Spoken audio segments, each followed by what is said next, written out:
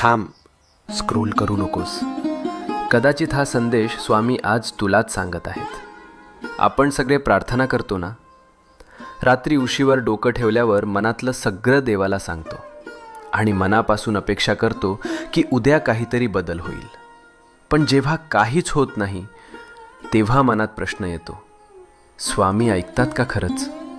ऐक, स्वामी नेहमी उत्तर देतात.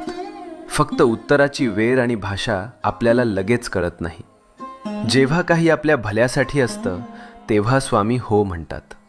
जेव्हा ते आपल्याला दुखवणार असतं तेव्हा स्वामी नाही म्हणतात. आणि जेव्हा आपल्याला अजून थोडं मजबूत व्हायचं असतं तेव्हा स्वामी शांतपणे म्हणतात, थांब, योग्य वेळी देतो. म्हणून हार मानू नको. तुझ्या प्रार्थनेचं उत्तर येतंय. फक्त थोडा विश्वास, थोडा धीर, मनात शांतपणे